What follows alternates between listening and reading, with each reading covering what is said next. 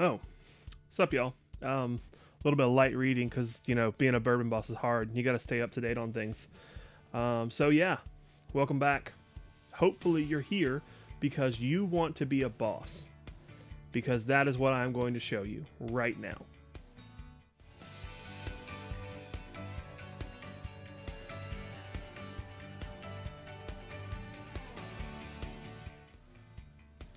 All right.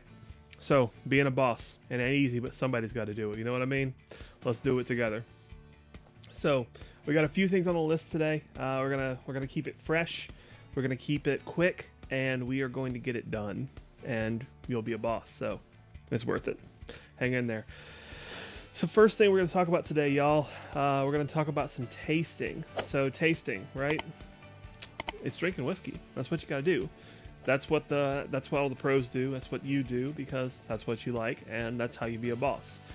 So, some people, they talk about a Kentucky chew, right? So, you want to take the whiskey, you want to kind of chew it in your mouth a little bit while not looking too weird, and you want to just get it everywhere, kind of get some flavor going in your mouth, right?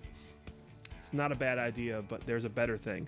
So, I call it the Tennessee TANGO, right? So, what you're going to do, you're going to take a fair amount of whiskey. So that's probably 1.5 ounces of whiskey. It's probably enough. Cheers. Mm, mm, mm, mm, mm, mm, mm, mm.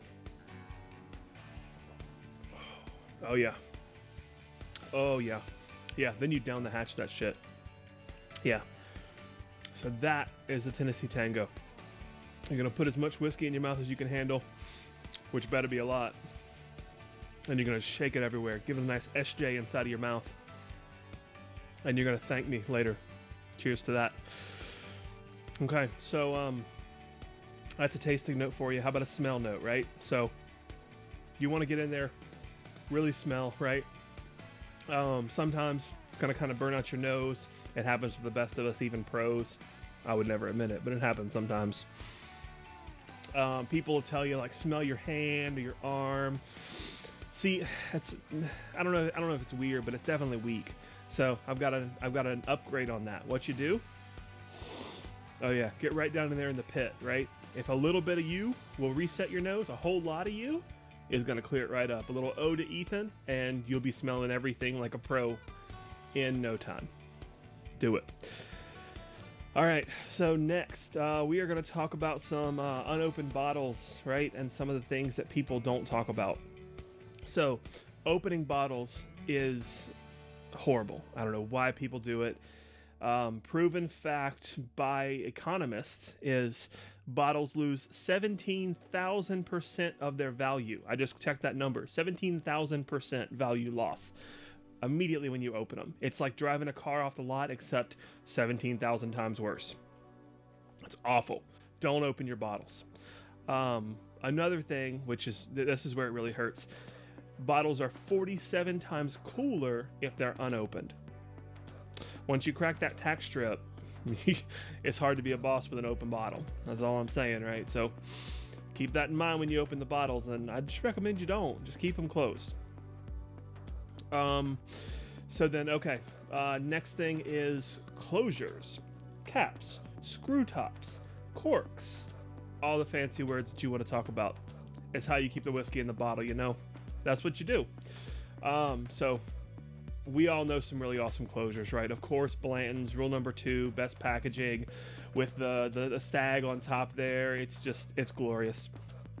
But it doesn't really focus, or it doesn't function as a weapon. So that's what we're talking about today. You want some closures that are hardy, that you can kill someone with. So for example, this little Frey Ranch rye topper here. This topper, America, weighs about 3 pounds. About 3 pounds, yep. So, you could kill somebody with this thing if you needed to. This is one bottle that you want to keep handy for the zombie apocalypse. Alright. Of course, this closure is awesome too. This has got one that you can use as like a little boot knife and a pinch. Take a blade, slit the cork, slide that right down in there, and boom, multifunction. And you can also keep it hidden, right? So Closures are important. But they also can drastically affect looking like a boss. So, this one. Love this bottle. Unfortunately, this closure is trash. Screw tops. Least boss closure ever. See, you just... and it's gone. You'll never find it again. I'll never find it. It's under this couch. I'm not getting there. My cap's gone. Thanks, early times. Screw tops are for chumps. Don't do it. Okay, next. Sharing. So some people will get real touchy-feely on this and tell you that, oh, you're supposed to share it. It's what it's made for. No. Bullshit. It's your whiskey. You drink it. Don't give it to anybody. It's for you. Plus, how are you going to share an open bottle? An unopened bottle, sorry. You can't open your bottles because it makes you less cool, so you can't share an unopened bottle. How are you going to do it? You just can't do it. So just get over the idea that you need to share it. People talking BS, just leave it alone. Doesn't happen. Doesn't need to happen. Let it be. Move on. Drink your own whiskey. Let that be that. If somebody asks you to share it, you shut that shit down right now. Okay. Next, I'm going to talk about some hunting, right? So we all love to do a little bit of whiskey hunting, find a few allocated bottles here and there, some gems, some things you can really show off. So just some stats for you. So quantity over quality. That's it. Quantity over quality. If you ask 100 stores for Blanton's, one of them is going to say yes. That's math. So, don't worry about relationships. Don't worry about getting to know your stores or supporting the same one or any of that nonsense. Ask every store you come into for highly allocated bottles, and you're going to get it. You're going to find yourself your George T. Staggs, your William Wellers, your Weller bottles, all those. Stuff that we all want but can't get. You're going to get because quantity over quality. Do it. I'm telling you. It's the fastest way to be a boss. All right. And last thing to wrap it up, basically some kind of contrasting pros versus plebes, right? So you can be a pro or you can be a plebe, and we all want to be the pro, the boss. That's how it is. So here's how you do that. First thing, if less than 50% of your bottles are allocated, change it.